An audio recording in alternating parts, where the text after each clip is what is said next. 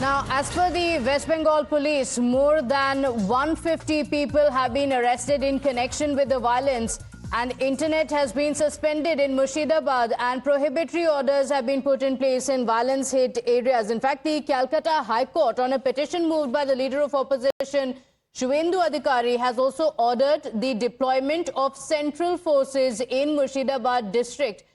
My colleague Pradeep Datta is joining us on the broadcast with the details of what's playing out in West Bengal. And Pradeep, this is extremely terrifying. We just played out some of the ground reports of people fleeing from there because of the fear. Police vans being torched, police officials being targeted. The court has also now stepped in, noting that it cannot keep its eyes shut on what's happening in Murshidabad. It's terrifying, it's scary. What's the situation now?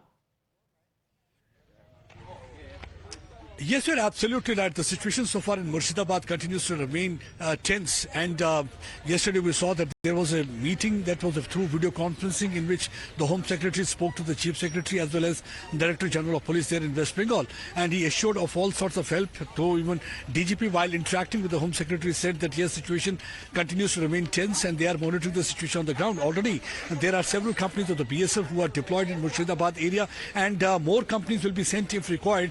But what actually is required at this stage is that the atmosphere need to be peaceful, and so the police administration as well as the centre is trying its level best to ensure that calm prevails in that area. It started only 3 days back when all of a sudden that unrest gripped that area, when people who were squatting there at the railway station, while they were being dispersed, they started pelting stone. They vandalized the railway the station also. They also set ablaze the room. They did not spare even the father and son, and they even torched ambulance. But what is really problematic is that not a single word of condemnation has come from any of the political party who are right now trying to be in favor of, who are against this amendment act that has been passed in the parliament and already got the assent of President of India. So we saw that yesterday even the Mehbooba Mufti wrote a letter. She wrote a letter to Mamta Banerjee, also wrote a letter to Sindha Ramaiah, where she was saying that, expressing her gratitude that all of them have spoken against the bill.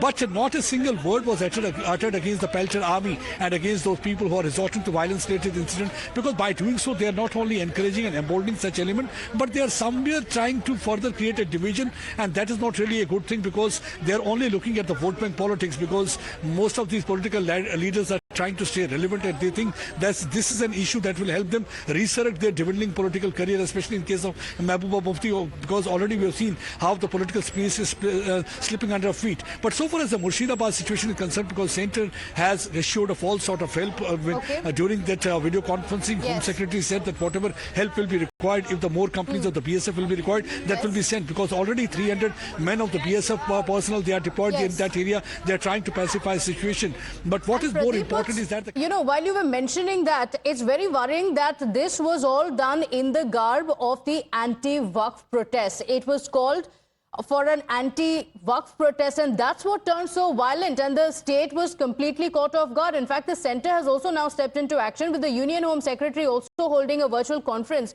with the Bengal Chief Secretary and the state DGP to know about the situation. And we're told the DGP said the situation is tense but under control. Listen in to what the police officials have said about the situation there now. We are dealing with this situation very strongly. It started with demonstration, then destruction of public property, and then it took communal angle.